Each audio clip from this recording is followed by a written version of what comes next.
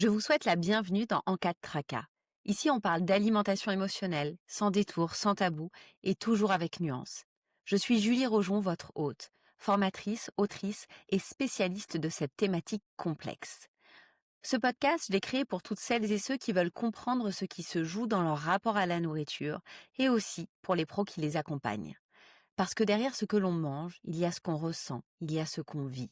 Manger est un langage, apprenons à le décoder ensemble. Je suis ravie de vous retrouver aujourd'hui pour aborder un point qui me tient vraiment à cœur et que je trouve central dans l'alimentation émotionnelle, c'est ce fameux foutu pour foutu. Alors aujourd'hui, par ailleurs, je vais enregistrer cet épisode de façon un petit peu différente. Habituellement, j'écris mon script et vous l'entendez peut-être, je lis pas mal. Là, j'ai plutôt opté pour mettre des points et pour vous parler de façon plus spontanée. Donc, on va voir ce que ça donne. N'hésitez pas à me donner vos retours, ça me ferait hyper plaisir. Parce que quand on produit du contenu, on aime bien évidemment avoir le retour des auditeurs, des auditorices.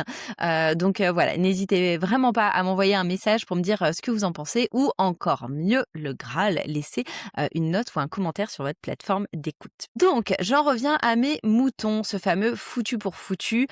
C'est bien évidemment une croyance dont on parle beaucoup dans ma formation, que j'entends très souvent en séance d'accompagnement et dont on peut entendre parler aussi dans les discussions de la vie courante. Ce fameux foutu pour foutu, finalement, il vaut pour la nourriture, mais il vaut aussi pour plein d'autres sujets. Peut-être que vous l'avez déjà expérimenté à titre personnel. C'est un peu de toute façon, vu où j'en suis, ce que j'ai déjà commencé, vu la journée que je suis en train de passer, en fait, autant continuer. Et quand on parle d'alimentation, eh bien, cette pensée qui est une pensée automatique, hein, c'est pas, la construction d'un raisonnement, c'est une pensée bien souvent qui arrive, qui s'impose à vous-même, eh bien, elle s'apparente à une croyance qu'on peut nommer de permissive. Donc, c'est une pensée qui va verrouiller nos prises alimentaires, qui va booster littéralement nos prises alimentaires.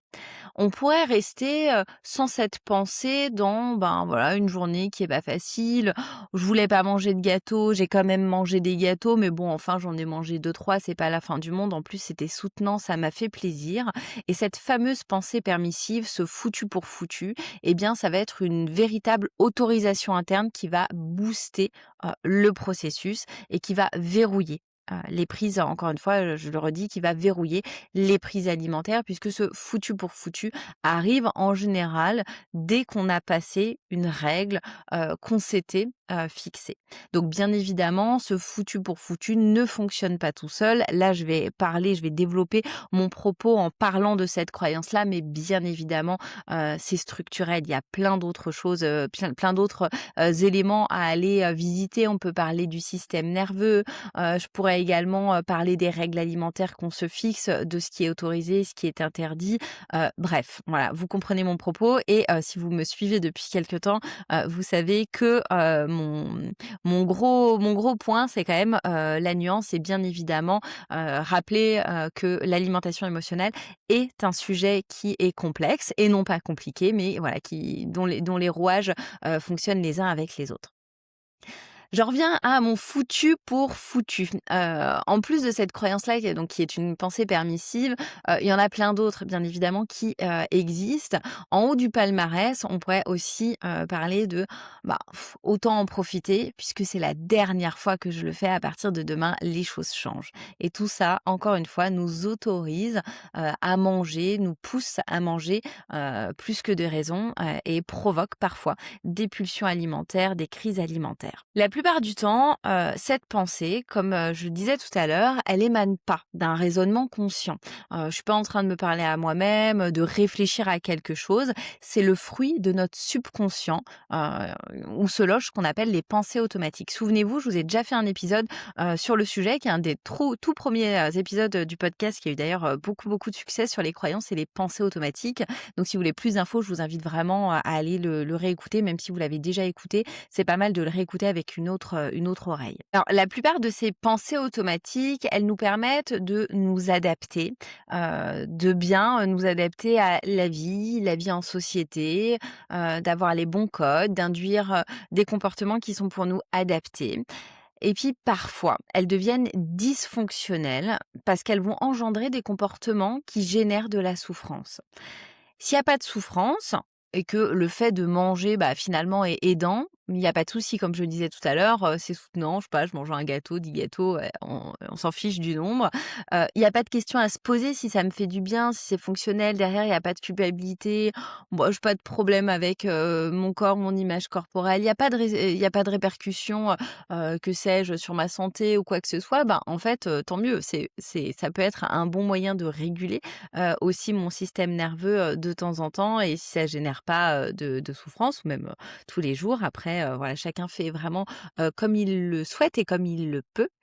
Mais ces pensées, elles deviennent dysfonctionnelles quand elles génèrent de la souffrance et en fait, c'est des croyances qui sont erronées. C'est des, lectures de la réalité qui sont erronées. C'est un peu notre cerveau qui nous berne, à ce moment-là. C'est comme si on n'avait plus accès à notre libre arbitre. Je suis devant ce paquet de gâteaux, j'ai mangé 3 gâteaux et au lieu de me dire: «Bah, voilà, j'ai mangé 3 gâteaux, ça m'a fait plaisir», je vais tomber dans quelque chose qui va me faire souffrir, qui va ne pas être soutenant. En fait, je choisis de m'arrêter là. À ce moment-là, on n'a pas la possibilité parce que on fusionne, on croit cette pensée de foutu pour foutu.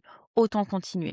Et c'est bien normal parce que les pensées automatiques, pour pouvoir y avoir accès, il faut vraiment être en pleine présence, en pleine conscience et avoir déjà la lucidité de voir qu'elles existent et qu'elles peuvent être un peu comme un bug dans la matrice, qu'elles sont erronées et que on va leur répondre automatiquement. Et on est tous logés à la même enseigne. Si les pensées automatiques, c'est la première fois que vous en entendez parler et que vous arrivez à les identifier dans votre quotidien, vous allez voir que vous en avez sur partout, tout le temps, et que quand on s'en aperçoit, on a l'impression d'être fou, d'être folle, alors que encore une fois, tous les humains sont logés à la même enseigne. Il s'agit de faire le tri pour garder celles qui nous soutiennent. Alors, comment on s'en sort de ce fameux foutu pour foutu? Eh bien, la première étape, c'est de s'ancrer dans le présent et avec tout un tas de techniques que d'ailleurs j'enseigne, dans ma formation en long, en large et en travers pour cultiver, la pleine présence et les débusquer. Débusquer ces pensées automatiques qui, comme je le disais à l'instant, en fait, sont un bug. Elles sont arrivées à un moment donné, dans un processus parce qu'elles étaient soutenantes. Elles ont eu probablement un impact, qui à la base était, positif ou en tout cas, elles sont arrivées parce que, elles pouvaient être aidantes, elles pouvaient jouer un rôle de pompier et me forcer à continuer mon paquet de gâteaux pour m'anesthésier. Mais en réalité, c'est juste un bug, dans la matrice. Donc on apprend à, les identifier, à prendre un pas de recul et ensuite, on va commencer à faire de la restructuration cognitive. Donc c'est la deuxième étape. J'interromps très rapidement votre écoute justement pour vous proposer, 2 documents pour que vous puissiez suivre avec aisance cette deuxième étape. La fiche de Beck sur laquelle j'ai annoté beaucoup d'explications et une deuxième fiche sur les techniques de décentrage. Alors, comme, d'habitude dans ces épisodes, vous avez le lien de téléchargement dans les notes. Je vous souhaite de passer une très belle écoute. Première étape, on identifie, on voit ce qui se passe, que ce soit sur le moment ou a posteriori. C'est vraiment un travail, d'entraînement, un peu comme la méditation et puis ensuite, donc on fait de la restructuration cognitive. En gros, on reformate, hein. Tout ça, c'est emprunt aux thérapies cognitives et comportementales et pour ça, il existe une multitude d'outils. Idem, on le retrouve, dans la formation et je crois que c'est le module qui est d'ailleurs, le plus fourni et la plus connue, c'est la fiche de Beck. Alors Beck, c'est le nom, du psychiatre, qui l'a créée tout simplement. C'est, une fiche qui est, composée avec 5 colonnes et qui va, permettre, de trouver des réponses rationnelles à ce foutu pour foutu. Qu'on y croit à 100 ou non, l'idée c'est de trouver des réponses qui sont vraies, qui ont une autre perspective et on va faire le travail, ensemble. L'idée c'est pas de relativiser. Souvent on se trompe et on se dit: «Bah, en fait, ce que je vis c'est pas si horrible, parce qu'il y a des enfants qui meurent, de faim dans le monde». Ça, c'est relativiser. Ça me fait du bien sur le moment, ça me permet de me décentrer, de défocaliser, mais ça ne répond pas à la question de base, ça ne répond pas à ce foutu pour foutu. Donc ça va revenir en effet boomerang. On peut aussi parler de pensée alternative. Donc avec cette restructuration cognitive, on va chercher des réponses rationnelles, on va chercher des pensées alternatives, on va chercher une autre vision de la réalité. Comment fonctionnent les autres? Qu'est-ce qui pourrait se dire de cette situation? Ça, c'est une technique de décentrage qu'on peut utiliser si jamais on ne trouve pas de réponse rationnelle. Et comme je disais tout à l'heure, ces réponses rationnelles, on n'est pas obligé d'y croire à 100%. Au début, on va juste ouvrir une brèche. On va juste se dire, bah, en fait, il y a une autre possibilité de voir la réalité. Habituellement, je suis sur l'autoroute du foutu pour foutu. Je me pose même pas la question, je vais sur l'autoroute et puis je roule je sais plus à combien c'est limité en France, à 130 km/h sur l'autoroute.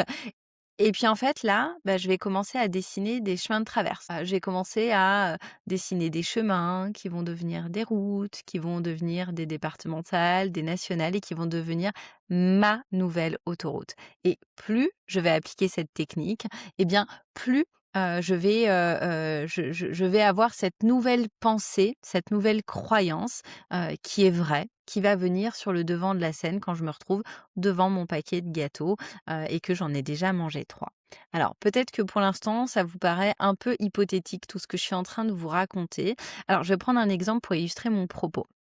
Si je me dis que ma pensée automatique, c'est: «J'ai déjà mangé, mes gâteaux», alors je dis tout à l'heure, je dis 3 gâteaux, je sais pas pourquoi je dis 3. Bon, on va rester sur ce 3. Alors foutu pour foutu, bah, autant tout manger. Alors, dans cette phrase, moi, j'entends le «j'ai déjà, trop mangé, j'ai finalement dépassé une limite, c'est raté, autant aller jusqu'au bout» et donc on est dans le tout ou rien. C'est ce qu'on appelle d'ailleurs la pensée dichotomique.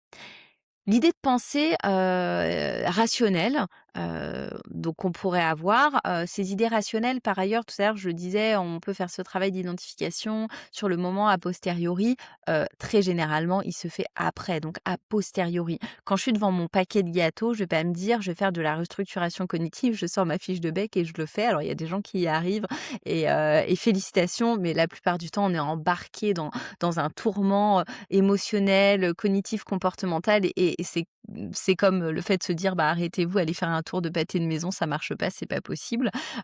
Donc on le fait souvent, à froid, le soir, le lendemain. OK, qu'est-ce que je me suis dit sur le moment et quelles pourraient être les pensées rationnelles? Et on travaille à froid et le fait de faire ce travail va énormément nous aider pour la prochaine fois et donc c'est un travail de répétition. On le fait extrêmement souvent jusqu'à temps que ces nouvelles pensées rationnelles deviennent notre nouvelle autoroute et ça fonctionne. Tout ça, je vous conseille aussi de le faire vraiment par écrit. Le traitement cérébral n'est pas du tout le même que quand on le fait, à l'oral, ça a pas du tout le même impact. Alors ces pensées alternatives, j'en ai noté pas mal, que voilà, en préparant quand même, cet épisode et je vais vous les donner. Il y en a qui vont parler, il y en a qui vont pas vous parler. En fait, l'idée, c'est vraiment d'élargir, sa vision, de la réalité. Alors, pensée rationnelle, ça pourrait être: «C'est mon cerveau qui généralise, c'est pas la réalité». Avoir commencé ce paquet de gâteaux ne m'oblige pas à continuer. Ça, c'est vrai. Je peux faire une pause, même au milieu. La suite n'est pas une conséquence automatique. Donc la suite, c'est le fait de manger, hein, n'est pas une conséquence, automatique. Chaque bouchée reste indépendante des précédentes. Manger ces gâteaux, ben, ça m'a soutenue. Le autant, donc qui était dans la phrase, hein, de base, je vous la redis: «J'ai déjà mangé des gâteaux, alors foutu pour foutu, autant tout manger». Eh bien, ce autant ne repose sur rien de concret. Donc là, on déconstruit vraiment cette pensée automatique. Finir le paquet ne rend pas la situation plus cohérente, ça rend la situation juste plus intense. Même si c'est inconfortable, bah, je peux changer de direction, ici et maintenant. Je peux ralentir sans forcément m'arrêter complètement. Donc là, on ouvre une autre façon de faire aussi. J'ai déjà mangé plus que prévu et ça me dérange. Donc là, aussi, on va, à travers cette pensée rationnelle, en fait, on regarde ce qui est, ce qui arrive et on se dit pas: «C'est pas grave, j'ai mangé 3 gâteaux, je pense à autre chose». Non, en fait, j'ai mangé plus que ce que j'avais prévu avec peut-être ce qui est autorisé, ce qui est interdit et ça me dérange. En fait, je reconnais ce qui est en train de se passer et ce que je ressens. Continuer va probablement augmenter ce malaise. Je peux limiter cet inconfort, même imparfaitement. Continuer de manger va m'anesthésier sur le moment, mais pas régler le fond. il y a autre chose derrière, que la faim émotionnelle. Je suis en train d'avoir une pensée foutu pour foutu. Hein, juste le fait d'identifier ce qui est en train de se passer finalement. C'est pas une vérité, c'est juste un automatisme. Je peux observer ce qui est en train de se passer, ce que je suis en train de me dire, sans y répondre automatiquement. Donc ça, c'est vraiment une ébauche, hein, des pensées automatiques qui me sont venues, enfin des pensées pardon, rationnelles qui me sont venues, qui pourraient devenir automatiques pour répondre à cette, pensée automatique, à cette croyance: «J'ai déjà mangé des gâteaux, alors foutu pour foutu, autant tout manger». Peut-être que vous aurez plein d'autres idées, peut-être que dans ce que j'ai cité, il y en a qui vous parlent, il y en a qui vous parlent pas. Et par ailleurs, il y en a, pour lesquels vous allez peut-être avoir un taux de croyance à 30. Ben, en fait, c'est OK. On n'est pas obligé d'y croire à 100. C'est à force de répéter qu'on va y croire et qu'on va voir qu'il y a une autre possibilité de percevoir la réalité. Et toutes ces pensées, rationnelles, ces pensées alternatives, elles sont à ne surtout pas confondre avec le: «Je vais arrêter, tout ira bien». Ça, c'est pas du tout une pensée, rationnelle. C'est trop éloigné et c'est un peu, j'essaye de me convaincre que, bah, tout ira bien, je vais m'arrêter. Finalement, on est dans une injonction. Ou par exemple: «Je ne dois pas manger», hein. Là, on est vraiment dans une énorme injonction, on n'est pas du tout dans une pensée rationnelle. Avec, ces pensées rationnelle, alternative, on cherche encore une fois un taux de croyance qui est progressif. On ne cherche pas un taux de croyance qui est parfait. L'idée, c'est de réintroduire au fil de l'eau une marge de manœuvre, là où le cerveau a l'habitude de s'enfermer et de rentrer dans ce foutu pour foutu. On dessine petit à petit une autre esquisse, une autre vision, de la réalité qui va très naturellement s'imposer à force de répétition. Et cette étape de restructuration cognitive, elle est essentielle quand on parle d'alimentation émotionnelle. Alors, il n'y a pas que ça, bien évidemment, c'est, une brique d'un puzzle dans lequel on ne peut pas oublier d'autres éléments, hein. Tout à l'heure, j'évoquais le système nerveux. Et bien, justement, en fait, le fait de manger vient calmer, le système nerveux qui en a besoin pour appuyer sur la pédale de frein. C'est donc une approche qui mêle toutes ces dimensions, toutes les pièces du puzzle qui permet de vraiment s'en sortir et c'est bien évidemment tout ce que, j'enseigne, tout ce que je transmets avec générosité dans ma formation et la restructuration cognitive en fait partie et c'est pour moi une des premières étapes. C'est vraiment de, s'intéresser à la physiologie, à la biologie du corps, de remettre du vivant dans l'assiette et bien souvent ensuite d'aller visiter tout, le monde, des pensées pour ensuite, aller détricoter tous les autres éléments. Mais bon, bien évidemment, la magie de l'accompagnement des thérapies, on ne sait jamais également, exactement dans quel ordre on déroule tout ça. Bref, j'espère que, cet épisode, vous a plu. N'hésitez, pas à encore une fois, m'envoyer un message et me dire ce que vous en avez, pensé. J'espère que ça vous a aidé et je vous dis à très vite sur En cas de tracas. Je vous remercie sincèrement d'avoir écouté cet épisode d'En cas de tracas.